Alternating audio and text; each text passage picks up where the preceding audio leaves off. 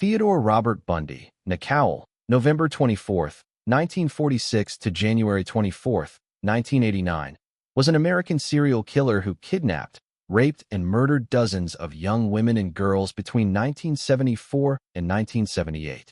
His modus operandi typically consisted of convincing his target that he was in need of assistance or duping them into believing he was an authority figure.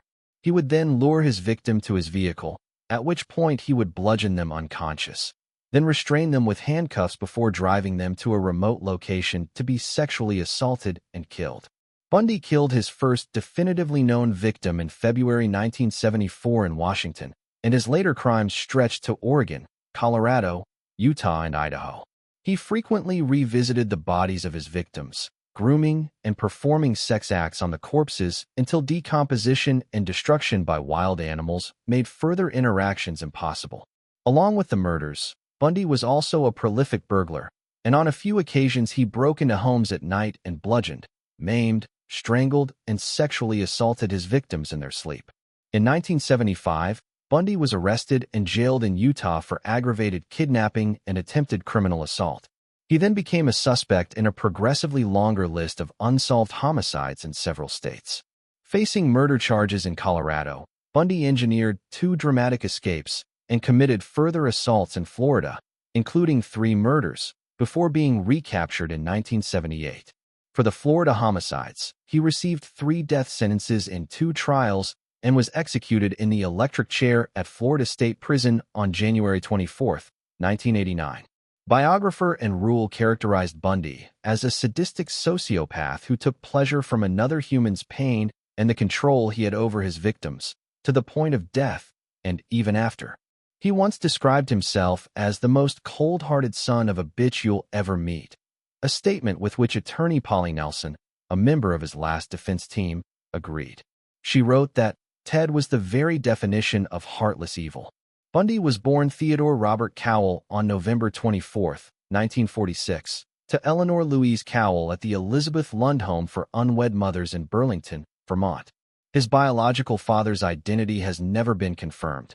His original birth certificate apparently assigns paternity to a salesman and United States Air Force veteran named Lloyd Marshall, though a copy of it listed his father as unknown. Louise claimed she met a war veteran named Jack Worthington, who abandoned her soon after she became pregnant. Louise's younger sister Audrey described him as a nice, reputable person who nevertheless refused to pay child support. Census records reveal that several men by the name of John Worthington and Lloyd Marshall lived near Louise when Bundy was conceived. Some family members expressed suspicions that Bundy was sired by Louise's own father, Samuel Cowell. However, in the 2020 documentary film Crazy, Not Insane, psychiatrist Dorothy Otno-Lewis claimed she received a sample of Bundy's blood and that a DNA test had confirmed that he was not the product of incest. For the first 3 years of his life, Bundy lived in the Roxborough neighborhood of Philadelphia with his maternal grandparents, Samuel Kenneth Cowell, 1898 to 1983, and Eleanor Miriam Longstreet, 1895 to 1971. The couple raised him as their son to avoid the social stigma that accompanied childbirth outside of wedlock at that time. Family, friends, and even young Bundy were told that his grandparents were his parents and that his mother was his older sister. Bundy eventually discovered the truth. Although his recollections of the circumstances varied, he told a girlfriend that a cousin showed him a copy of his birth certificate after calling him a bastard, but he told biographers Stephen Michaud and Hugh Ainsworth that he had found the certificate himself. Biographer and true crime writer and Rule, who knew Bundy personally, wrote that he did not find out about his true parentage until 1969, when he located his original birth record in Vermont. Bundy expressed a lifelong resentment toward his mother for never telling him about his real father, and for leaving him to discover the truth about his paternity for himself.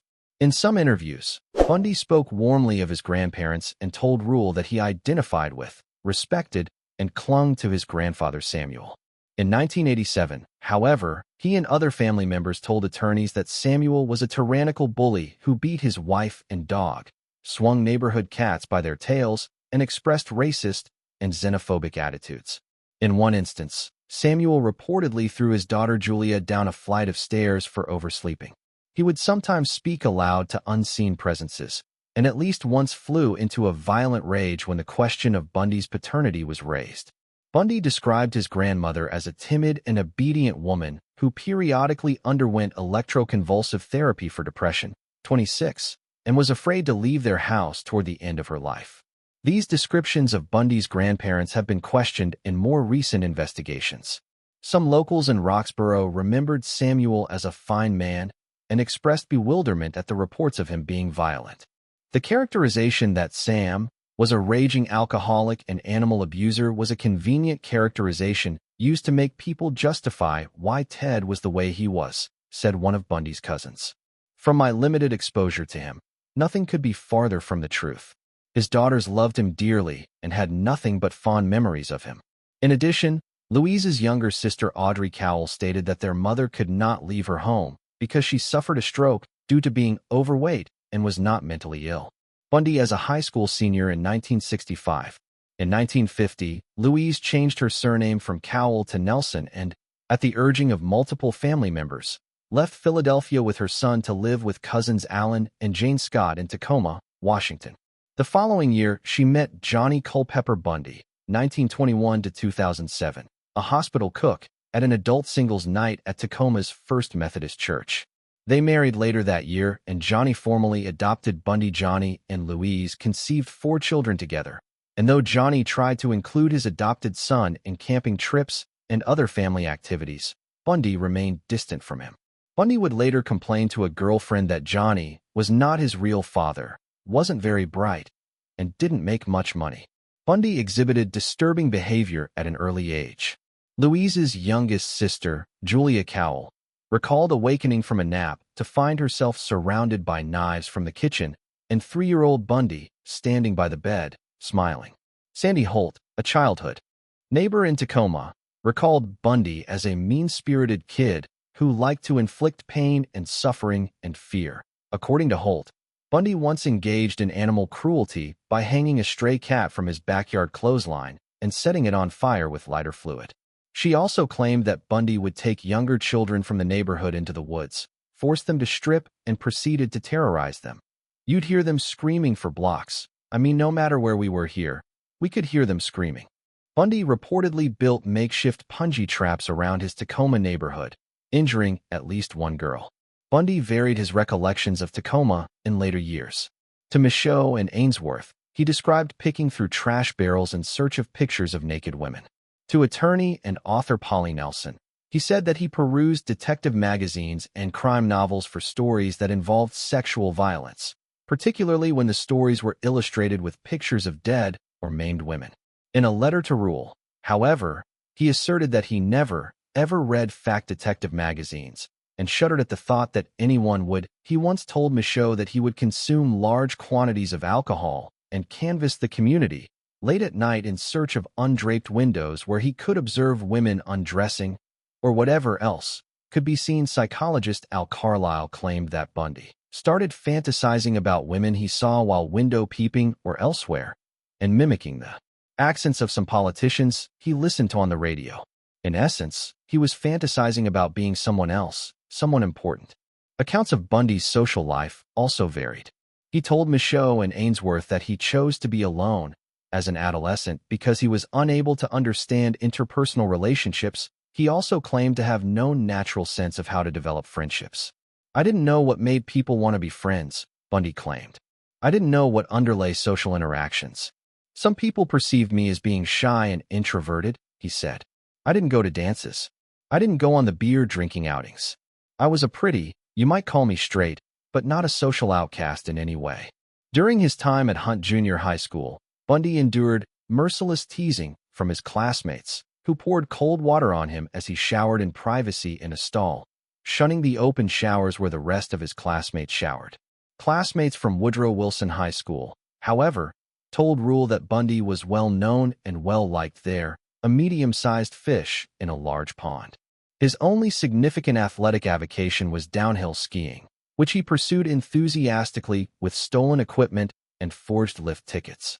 During high school, Bundy was arrested at least twice on suspicion of burglary and motor vehicle theft.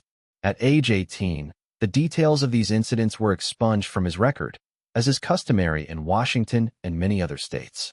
After graduating from high school in 1965, Bundy attended the University of Puget Sound, UPS, for 1 year before transferring to the University of Washington, UW.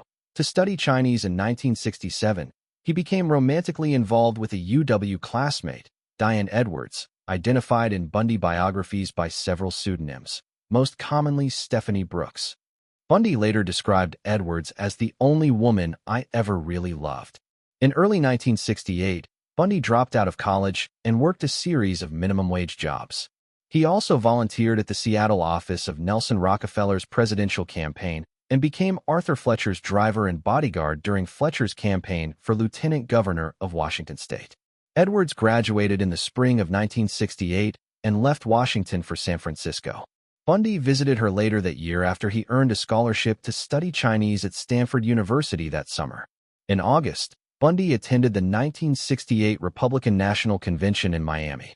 Shortly thereafter, Edwards ended their relationship and returned to her family home in California, frustrated by what she described as Bundy's immaturity and lack of ambition. Lewis would later pinpoint this crisis as probably the pivotal time in his development. Devastated by the breakup, Bundy traveled to Colorado and then farther east, visiting relatives in Arkansas and Philadelphia and enrolling for 1 semester at Temple University. 53.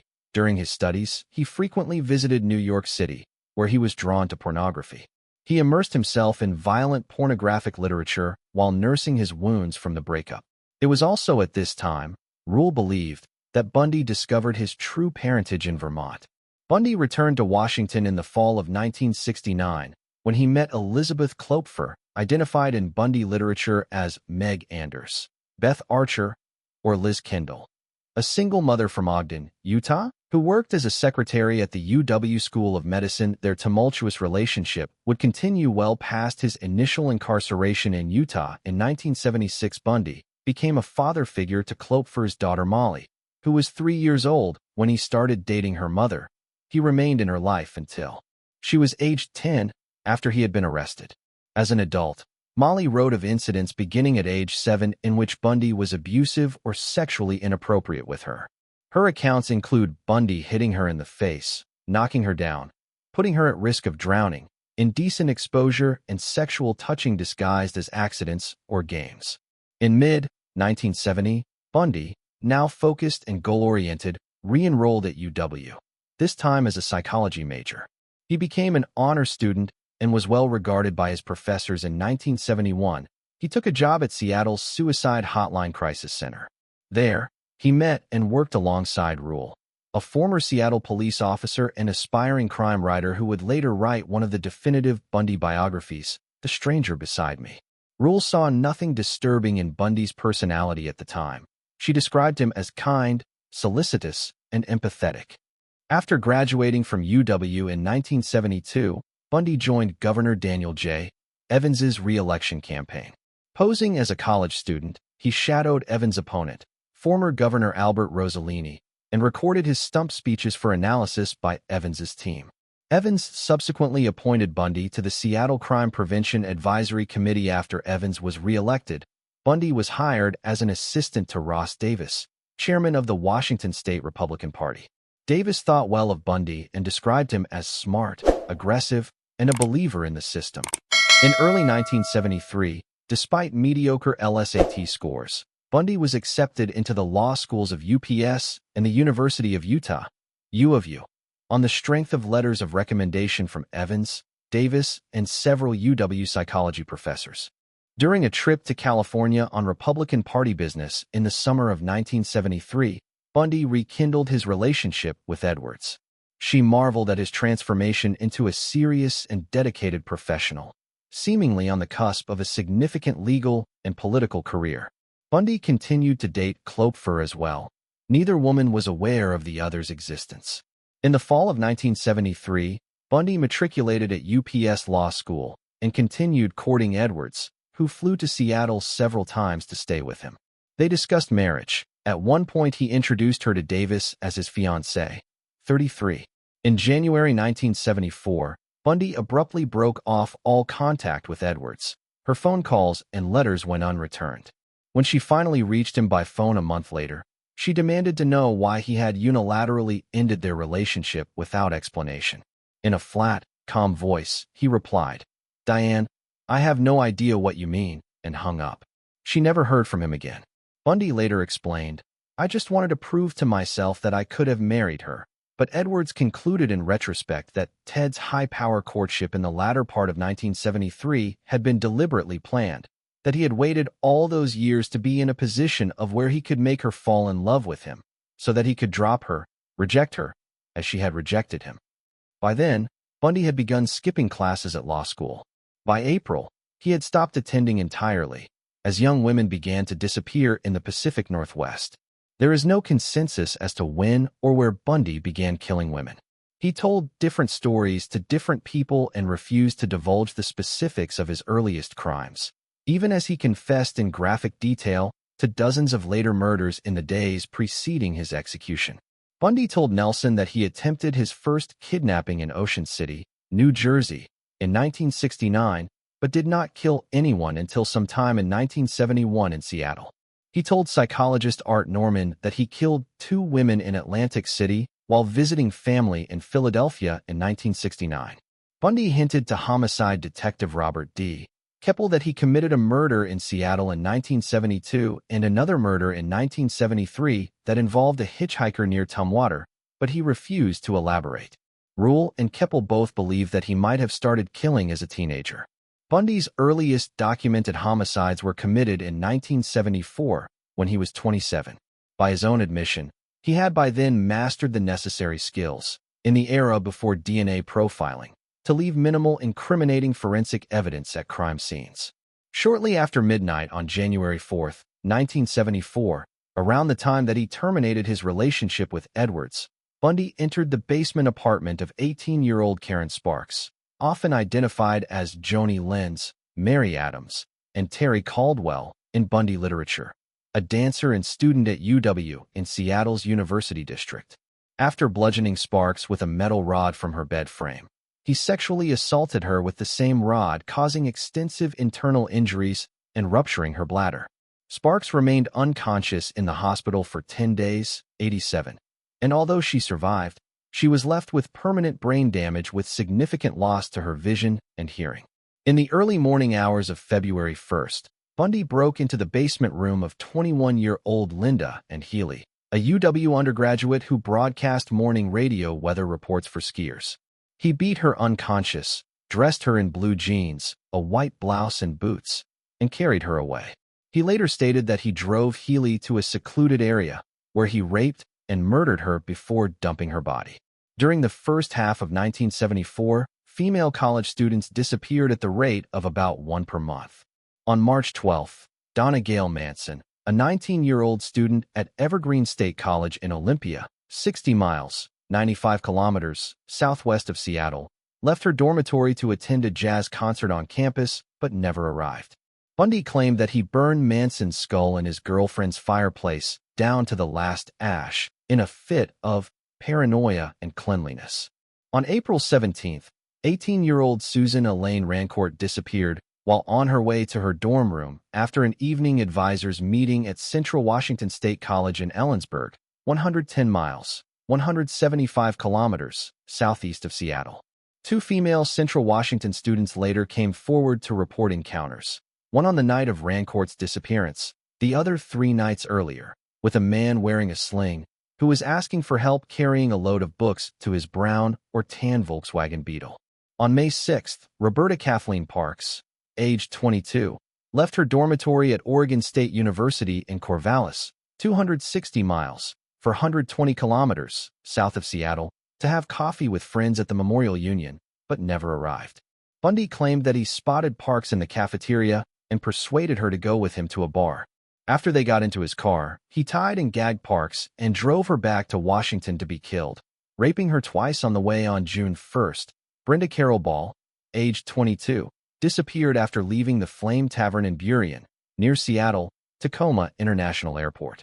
She was last seen in the parking lot, talking to a brown-haired man with his arm in a sling. Bundy later stated he brought Ball back to his residence where they had a consensual sexual encounter before he strangled her while she was sleeping. although this failed to explain the damage done to her skull. Investigators from Seattle and King County grew increasingly concerned. There was no significant physical evidence, and the missing women had little in common apart from similar appearance. Young, attractive, white college students with long hair parted in the middle. In the early hours of June 11th, 18-year-old UW student Georgianne Hawkins vanished while walking down a brightly lit alley between her boyfriend's dormitory residence and her sorority house. The next morning, 3 Seattle homicide detectives and a criminalist combed the entire alleyway on their hands and knees. Finding nothing, Bundy later told Keppel that he lured Hawkins to his car and knocked her unconscious with a crowbar.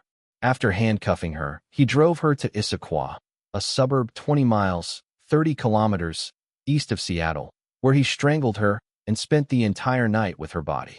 The next afternoon, he returned to the UW alley and, in the very midst of a major crime scene investigation, located and gathered Hawkins' earrings and one of her shoes where he had left them in the adjoining parking lot and departed, unobserved. It was a feat so brazen, wrote Keppel, that it astonishes police even today. Bundy said he revisited Hawkins' corpse on 3 occasions.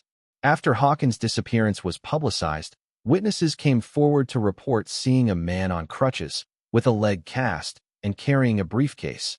In an alley behind a nearby dormitory on the night of her disappearance, one woman recalled that the man asked her to help him carry the case to his car, a light brown Volkswagen Beetle. During this period, Bundy was working in Olympia as the assistant director of the Seattle Crime Prevention Advisory Committee, where he wrote a pamphlet for women on rape prevention. Later, he worked at the Department of Emergency Services, DES, a state government agency involved in the search for the missing women. At the DES, he met and began dating Carol and Boone, 1947 to 2018, a twice-divorced mother of 2 who would play an important role in the final phase of his life 6 years later. Bundy's 1968 Volkswagen Beetle, in which he committed many of his crimes.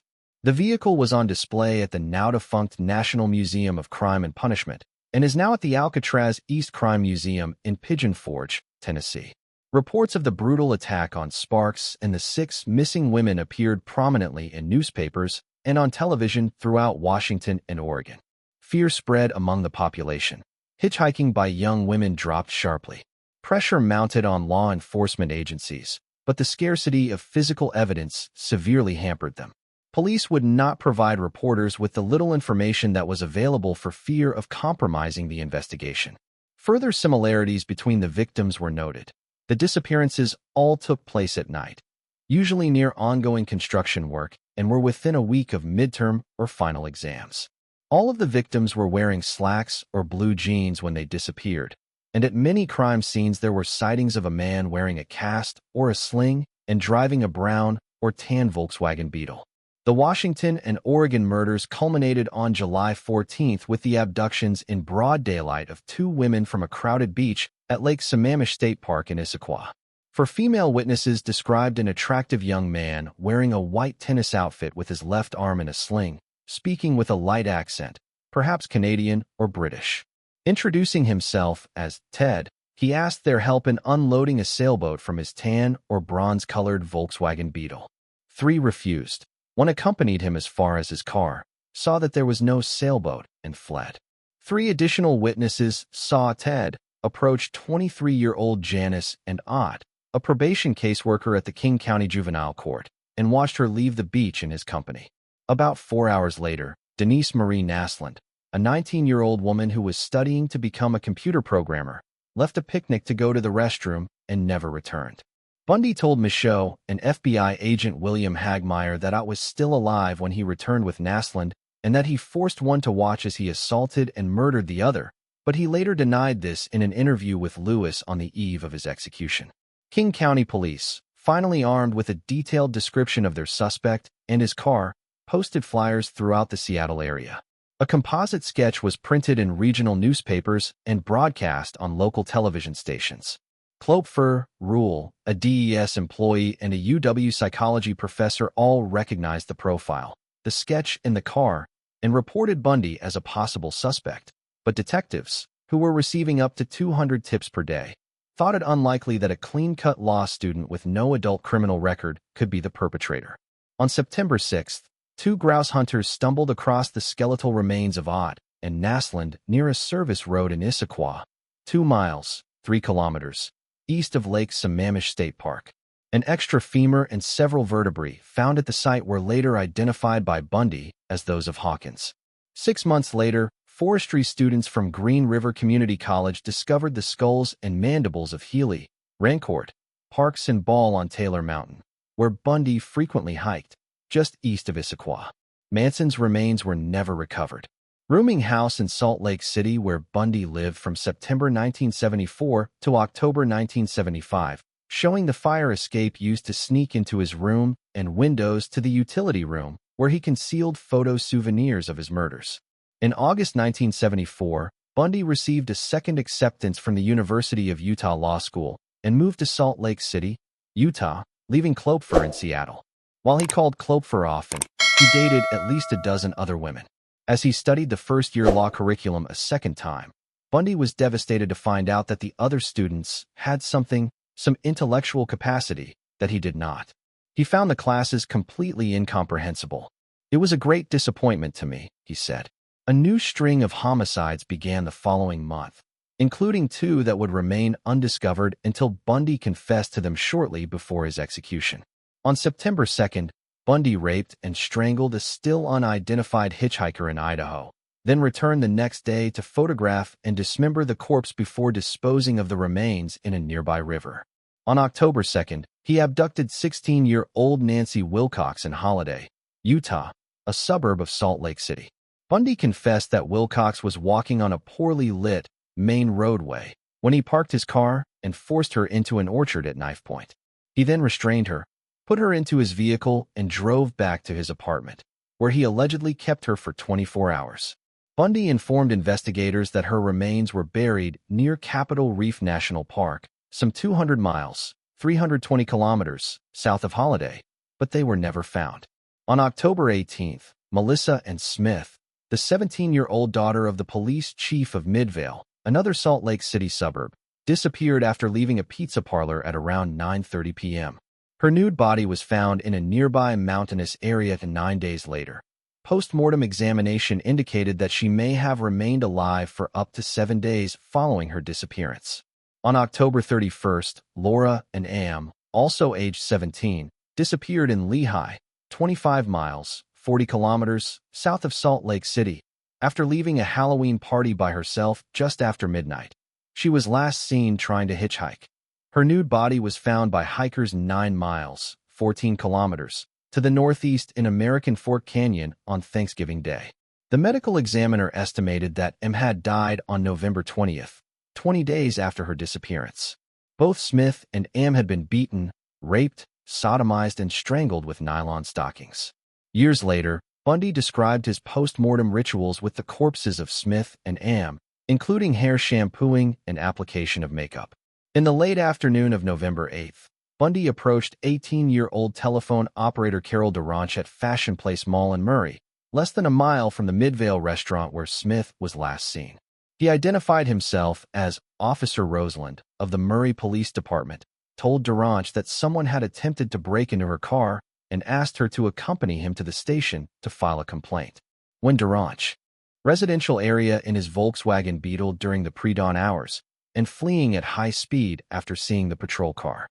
He also noticed that the Volkswagen's front passenger seat had been removed and placed on the rear seats. Searching the car, Hayward found a ski mask, a second mask fashioned from pantyhose, a crowbar, handcuffs, trash bags, a coil of rope, an ice pick, and other items initially assumed to be burglary tools.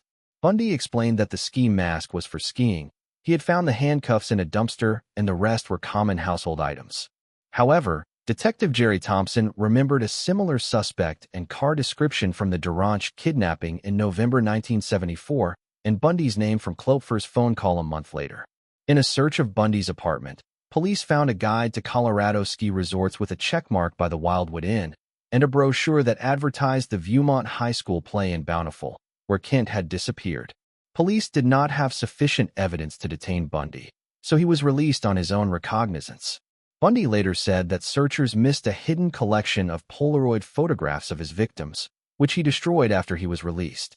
Salt Lake City police placed Bundy on 24-hour surveillance, and Thompson flew to Seattle with 2 other detectives to interview Klopfer.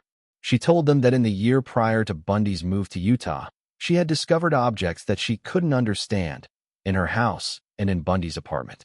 These items included crutches, a bag of plaster of Paris that he admitted stealing from a medical supply house, and a meat cleaver that was never used for cooking.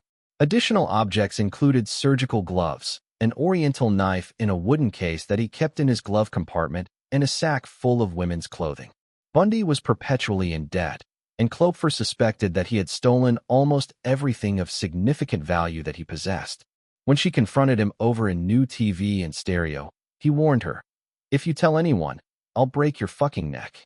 She said Bundy became very upset whenever she considered cutting her hair, which was long and parted in the middle. She would sometimes awaken in the middle of the night to find him under the bed covers with a flashlight, examining her body. He kept a lug wrench, taped halfway up the handle, in the trunk of her car, another Volkswagen Beetle, which he often borrowed, for protection. The detectives confirmed that Bundy had not been with Klopfer on any of the nights during which the Pacific Northwest victims had vanished, nor on the day Ott and Naslund were abducted from Lake Sammamish State Park. Shortly thereafter, Klopfer was interviewed by Seattle homicide detective Kathy McChesney and learned of the existence of Edwards and her brief engagement to Bundy around Christmas 1973. In September, Bundy sold his Volkswagen Beetle to a Midvale teenager.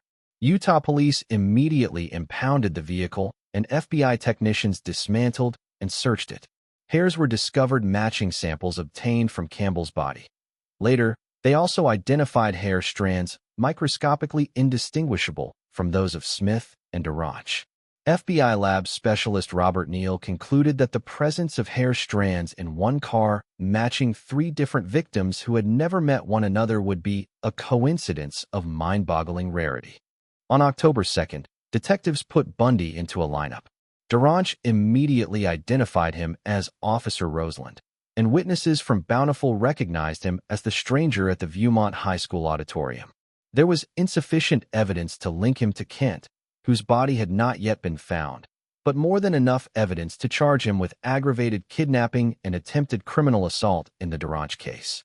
Bundy denied knowing DeRanch but had no alibi and was freed on $15,000 bail, paid by his parents, and spent most of the time between indictment and trial in Seattle, living in Klopfer's house.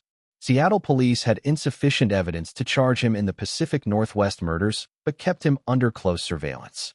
When Ted and I stepped out on the porch to go somewhere, Klopfer wrote, so many unmarked police cars started up that it sounded like the beginning of the Indy 500.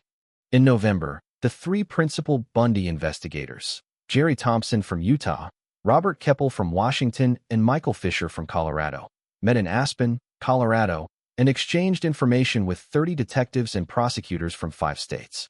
While officials left the meeting, later referred to as the Aspen Summit, convinced that Bundy was the murderer they sought, they agreed that more hard evidence would be needed before he could be charged with any of the killings.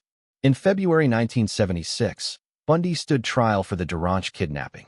On the advice of his attorney, John O'Connell, he waived his right to a jury due to the negative publicity surrounding the case.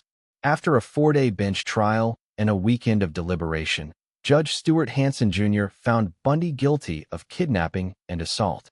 In June, he was sentenced to 1 to 15 years in the Utah State Prison.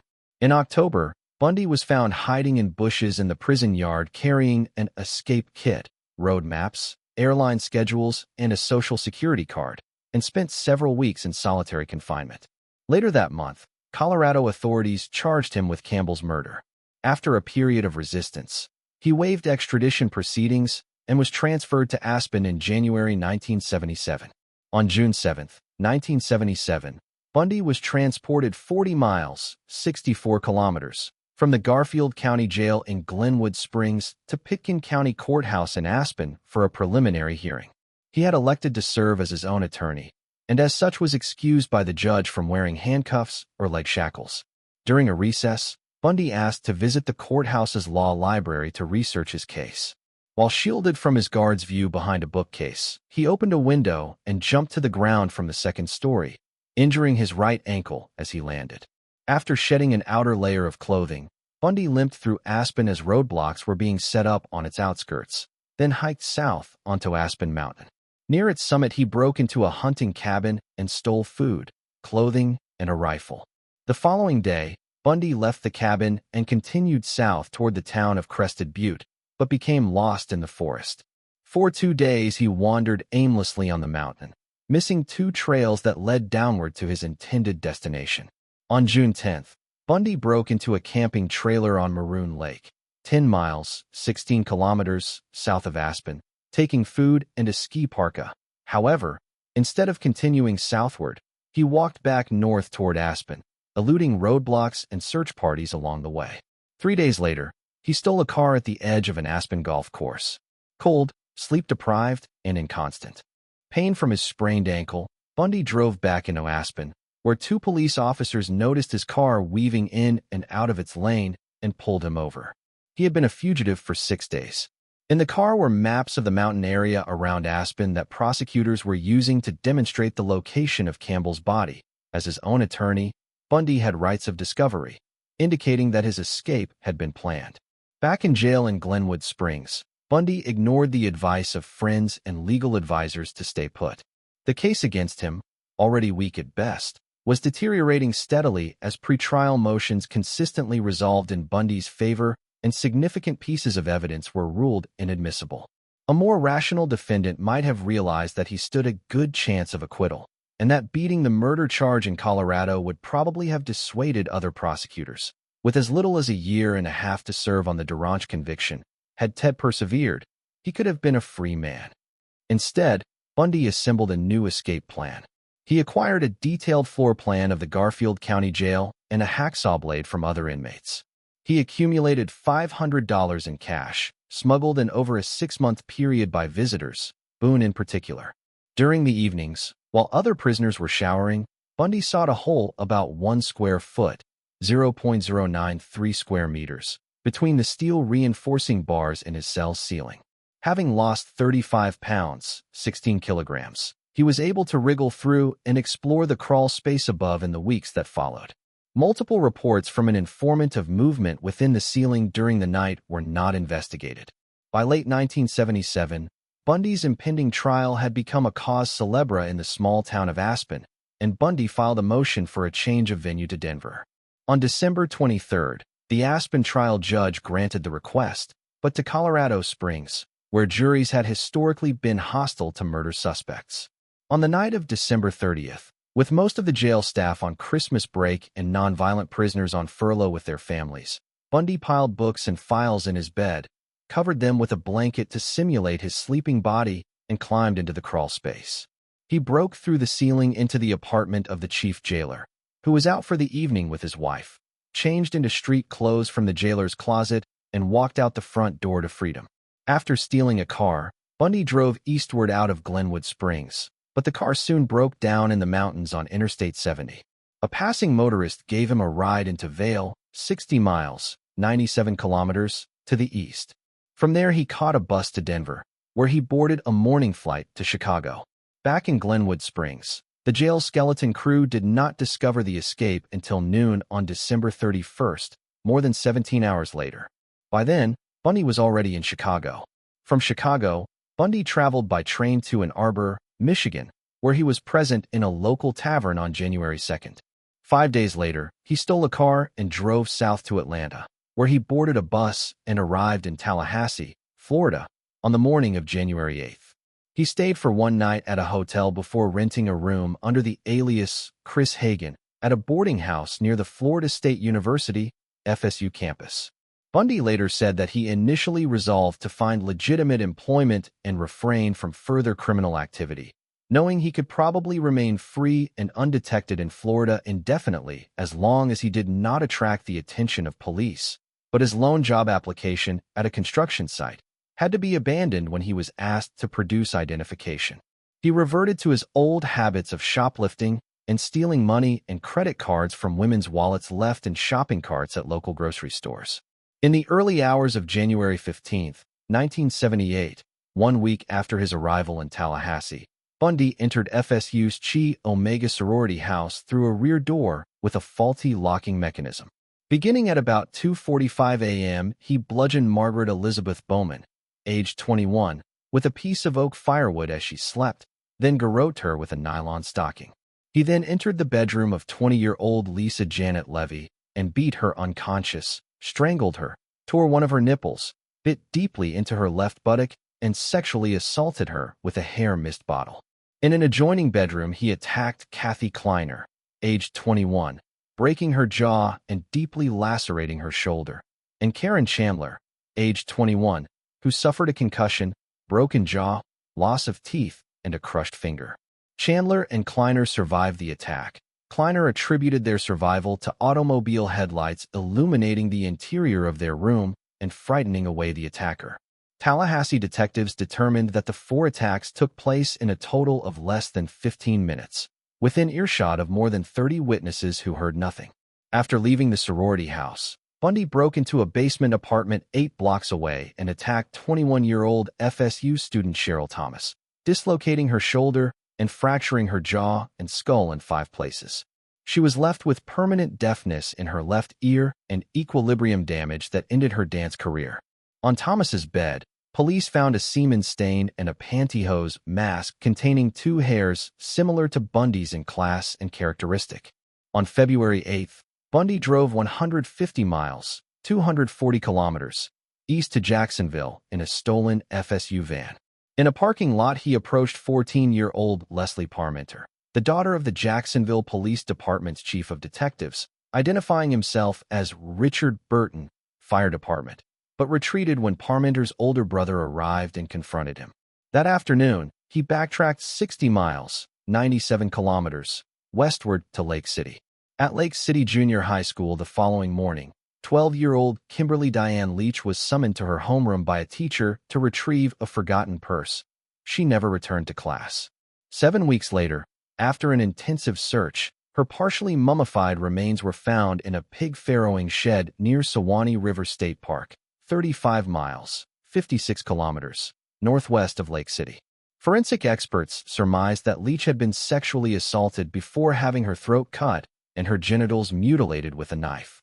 On February 12th, with insufficient cash to pay his overdue rent and a growing suspicion that police were closing in on him, Bundy stole a car and fled Tallahassee, driving westward across the Florida Panhandle. 3 days later, at around 1 a.m., he was stopped by Pensacola police officer David Lee near the Alabama state line after a wants and warrants check showed his Volkswagen Beetle was stolen. When told he was under arrest, Bundy kicked Lee's legs out from under him and took off running. Lee fired 2 warning shots, then gave chase and tackled him. The two struggled over Lee's gun before the officer finally subdued and arrested Bundy. In the stolen vehicle were 3 sets of IDs belonging to female FSU students, 21 stolen credit cards, and a stolen television set. Also found were a pair of dark-rimmed non-prescription glasses and a pair of plaid slacks, later identified as the disguise worn by Richard Burton, Fire Department, in Jacksonville. As Lee transported his suspect to jail, unaware that he had just arrested one of the FBI's 10 most wanted fugitives, he heard Bundy say, "I wish you had killed me." In May 1978, a Florida grand jury indicted Bundy on charges of first-degree murder, attempted first-degree murder and burglary for the Chi Omega killings and assaults. He stood trial in June 1979 in the Florida Circuit Court for Dade County, with Judge Edward Cowart presiding. The trial was covered by 250 reporters from 5 continents and was the first to be televised nationally in the United States. Despite the presence of 5 court-appointed attorneys, Bundy again handled much of his own defense. From the beginning, he sabotaged the entire defense effort out of spite, distrust, and grandiose delusion, Nelson later wrote. Ted was facing murder charges with a possible death sentence, and all that mattered to him apparently was that he be in charge. According to Mike Minerva, a Tallahassee public defender and member of the defense team, a pretrial plea bargain was negotiated in which Bundy would plead guilty to killing Levy, Bowman, and Leach in exchange for a firm 75-year prison sentence. Prosecutors were amenable to a deal, by one account, because prospects of losing at trial were very good. Bundy, on the other hand, saw the plea bargain not only as a means of avoiding the death penalty, but also as a tactical move. He could enter his plea, then wait a few years for evidence to disintegrate or become lost, and for witnesses to die, move on, or retract their testimony. Once the case against him had deteriorated beyond repair, he could file a post-conviction motion to set aside the plea and secure an acquittal. At the last minute, however, Bundy refused the deal. It made him realize he was going to have to stand up in front of the whole world and say he was guilty, Minerva said. He just couldn't do it. At trial, crucial testimony came from Chi Omega sorority members Connie Hastings, who placed Bundy in the vicinity of the sorority house that evening, and Nita Neary, who saw him leaving the house clutching the murder weapon. Incriminating physical evidence included impressions of the bite wounds Bundy had inflicted on Levy's left buttock, which forensic odontologists Richard Suverin and Lowell Levine matched to castings of Bundy's teeth. The jury was also allowed to hear details of Duranche's previous kidnapping, and finally deliberated for less than 7 hours before convicting Bundy on July 24, 1979, of the Bowman and Levy murders, 3 counts of attempted first-degree murder for the assaults on Kleiner, Chandler, and Thomas, and 2 counts of burglary. Trial judge Edward Cowart imposed death sentences for the murder convictions. Bundy appealed his conviction and death sentence to the Supreme Court of Florida, but it affirmed them.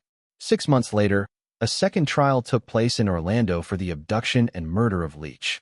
Bundy was found guilty once again, after less than 8 hours deliberation, due principally to the testimony of an eyewitness who saw him leading Leach from the schoolyard to his stolen van. Important material evidence included clothing fibers with an unusual manufacturing error found in the van and on Leach's body, which matched fibers from the jacket Bundy was wearing when he was arrested. During the penalty phase of the Leach trial, Bundy took advantage of an obscure Florida law providing that a marriage declaration in court, in the presence of a judge, constituted a legal marriage. As he was questioning Boone, who had moved to Florida to be near Bundy, had testified on his behalf during both trials, and was again testifying on his behalf as a character witness, he asked her to marry him. She accepted, and Bundy declared to the court that they were legally married. On February 10, 1980, Bundy was sentenced for a 3rd time to death. As the sentence was announced, he reportedly stood and shouted, "Tell the jury they were wrong." This 3rd death sentence would be the one ultimately carried out nearly 9 years later. Only Louise would appear before the court to beg for mercy. On October 24, 1981, Boone gave birth to a daughter, Rose Bundy.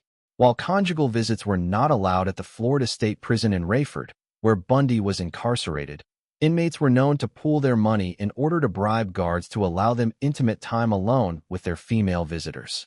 Shortly after the conclusion of the Leach trial and the beginning of the long appeals process that followed, Bundy initiated a series of interviews with Stephen Michaud and Hugh Ainsworth.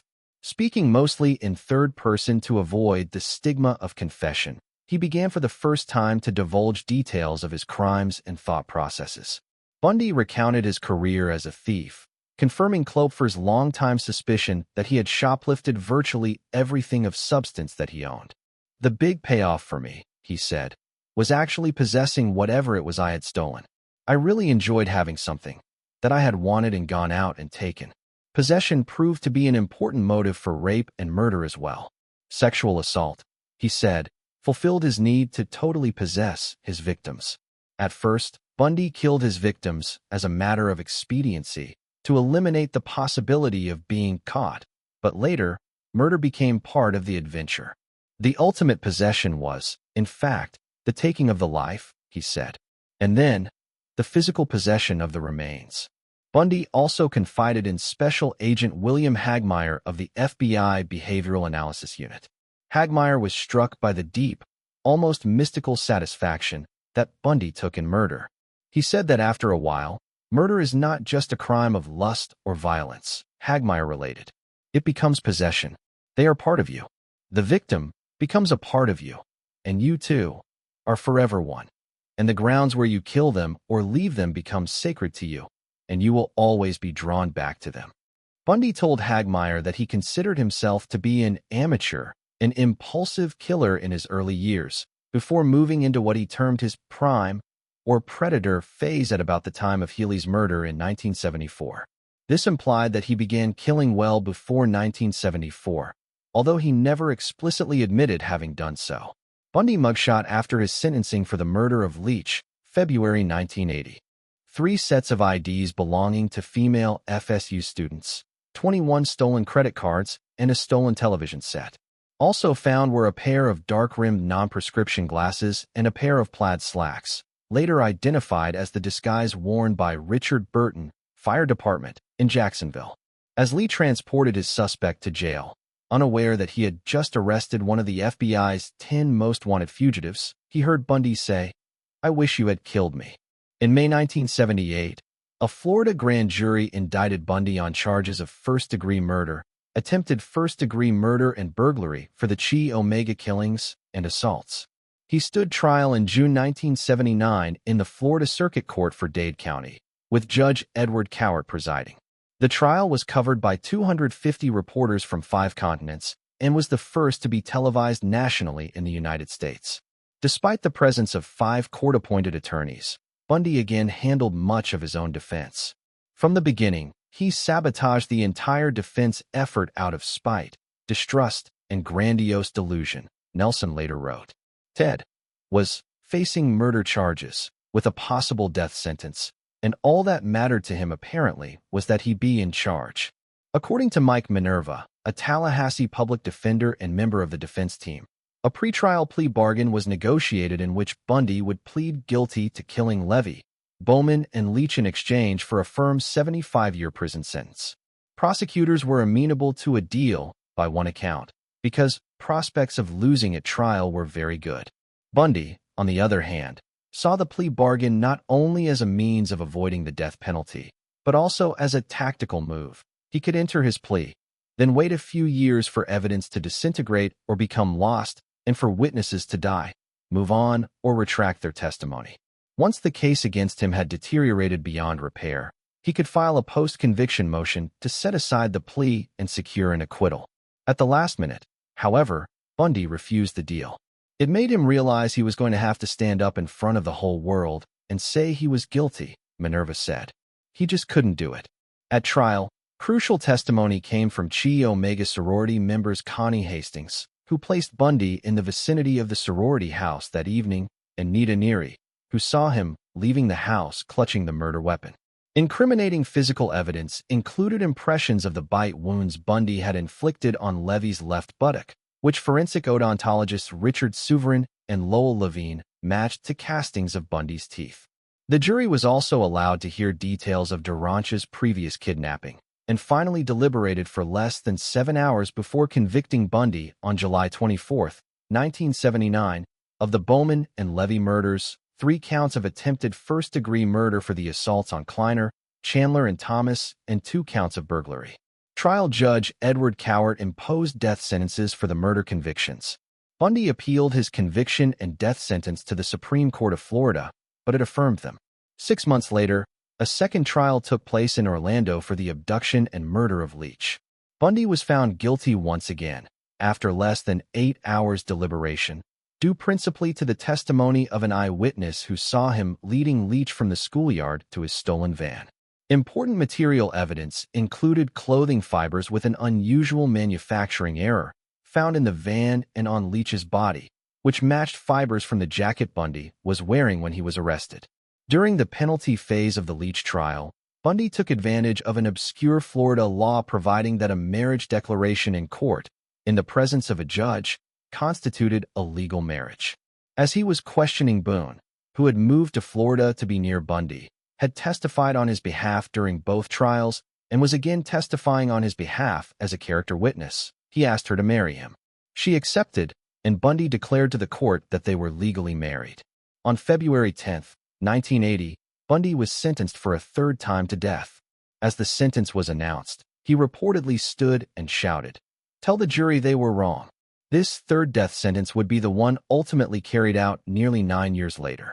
Only Louise would appear before the court to beg for mercy. On October 24, 1981, Boone gave birth to a daughter, Rose Bundy. While conjugal visits were not allowed at the Florida State Prison in Rayford, where Bundy was incarcerated, Inmates were known to pool their money in order to bribe guards to allow them intimate time alone with their female visitors. Shortly after the conclusion of the Leach trial and the beginning of the long appeals process that followed, Bundy initiated a series of interviews with Stephen Michaud and Hugh Ainsworth. Speaking mostly in third person to avoid the stigma of confession, he began for the first time to divulge details of his crimes and thought processes. Bundy recounted his career as a thief, confirming Klopfer's longtime suspicion that he had shoplifted virtually everything of substance that he owned. "The big payoff for me," he said, "was actually possessing whatever it was I had stolen. I really enjoyed having something that I had wanted and gone out and taken." Possession proved to be an important motive for rape and murder as well.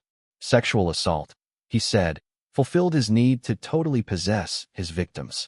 At first, Bundy killed his victims as a matter of expediency to eliminate the possibility of being caught, but later, murder became part of the adventure. The ultimate possession was, in fact, the taking of the life, he said, and then, the physical possession of the remains. Bundy also confided in Special Agent William Hagmaier of the FBI Behavioral Analysis Unit. Hagmaier was struck by the deep, almost mystical satisfaction that Bundy took in murder. He said that after a while, murder is not just a crime of lust or violence, Hagmaier related. It becomes possession. They are part of you. The victim becomes a part of you, and you too are forever one. And the grounds where you kill them or leave them become sacred to you, and you will always be drawn back to them. Bundy told Hagmaier that he considered himself to be an amateur, an impulsive killer in his early years, before moving into what he termed his prime or predator phase at about the time of Healy's murder in 1974. This implied that he began killing well before 1974, although he never explicitly admitted having done so. Bundy mugshot after his sentencing for the murder of Leach, February 1980. In July 1984, prison guards found 2 hacksaw blades hidden in Bundy's cell. A steel bar in one of the cell's windows had been sawed completely through at the top and bottom and glued back into place with a homemade soap-based adhesive. Several months later, Bundy was moved to a different cell after guards found an unauthorized mirror. Shortly thereafter, he was charged with a disciplinary infraction for unauthorized correspondence with another high-profile criminal, John Hinckley Jr. In October 1984, Bundy contacted Keppel and offered to share his self-proclaimed expertise in serial killer psychology in the ongoing hunt in Washington for the Green River Killer, later identified as Gary Ridgway. Keppel and Green River Task Force Detective Dave Reichert interviewed Bundy, but Ridgway remained at large for a further 17 years. Keppel published a detailed documentation of the Green River interviews, and later collaborated with Michaud on another examination of the interview material. In early 1986, an execution date, March 4th, was set on the Chi Omega convictions. The United States Supreme Court issued a brief stay, but the execution was quickly rescheduled. In April, shortly after the new date, July 2nd, was announced, Bundy finally confessed to Hagmaier and Nelson what they believed was the full range of his depredations, including details of what he did to some of his victims after their deaths. He told them that he revisited Taylor Mountain, Issaquah, and other secondary crime scenes, often several times, to lie with his victims and perform sexual acts with their bodies until putrefaction forced him to stop. In some cases, he drove for several hours each way and remained the entire night. In Utah, he applied makeup to Smith's lifeless face and repeatedly washed May's hair. "If you've got time," he told Hagmaier, "they can be anything you want them to be." Bundy decapitated approximately 12 of his victims with a hacksaw and kept at least one group of severed heads, probably the 4 later found on Taylor Mountain, Rancourt, Parks, Ball, and Healy, in his apartment for a period of time before disposing of them. Less than 15 hours before the scheduled July 2nd execution, the U.S. Court of Appeals for the 11th Circuit stayed it indefinitely and remanded the Chi Omega case back to the Southern District of Florida due to legal issues, including Bundy's mental competency to stand trial and an erroneous instruction by the trial judge during the penalty phase requiring the jury to break a 6-6 tie between life imprisonment and the death penalty, which, ultimately, were never resolved.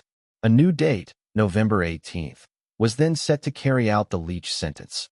the 11th Circuit Court issued a stay on November 17. In mid-1988, the 11th Circuit ruled against Bundy, and in December the Supreme Court denied a motion to review the ruling over the dissents of Justices Thurgood Marshall and William J. Brennan Jr. within hours of that final denial. A firm execution date of January 24, 1989, was announced. Bundy's journey through the appeals courts had been unusually rapid for a capital murder case. Contrary to popular belief, the courts moved Bundy as fast as they could. Even the prosecutors acknowledged that Bundy's lawyers never employed delaying tactics. Though people everywhere seethed at the apparent delay in executing the archdemon, Ted Bundy was actually on the fast track. With all appeal avenues exhausted and no further motivation to deny his crimes, Bundy agreed to speak frankly with investigators. He confessed to Keppel that he had committed all 8 of the Washington and Oregon homicides for which he was the prime suspect.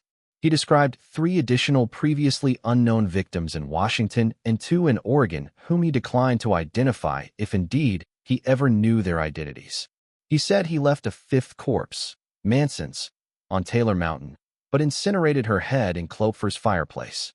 He described the Issaquah crime scene, where the bones of Ott, Naslund, and Hawkins were found, and it was almost like he was just there, Keppel said. Like he was seeing everything. He was infatuated with the idea because he spent so much time there. He is just totally consumed with murder all the time. Nelson's impressions were similar. It was the absolute misogyny of his crimes that stunned me, she wrote.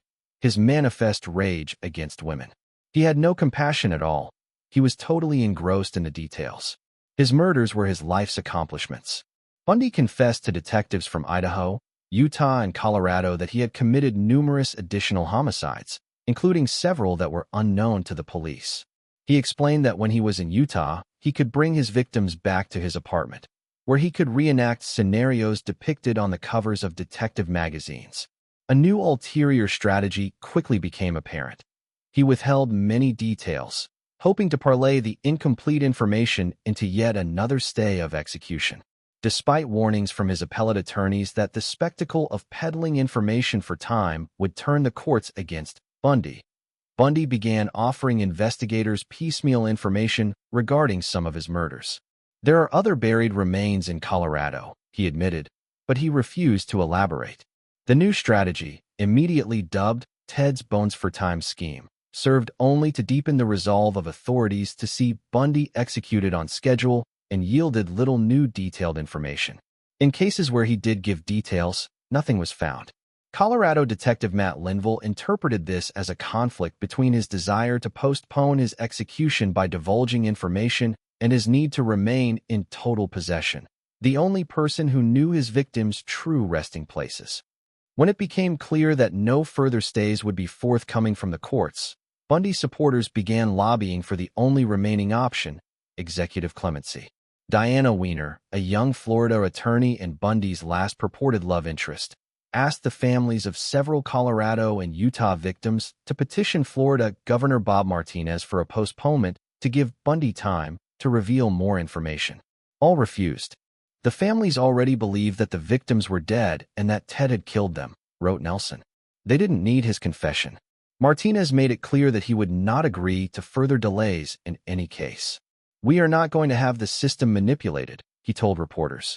For him to be negotiating for his life over the bodies of victims is despicable. Boone had championed Bundy's innocence throughout all of his trials and felt deeply betrayed by his admission that he was, in fact, guilty. She moved back to Washington with her daughter and refused to accept his phone call on the morning of his execution.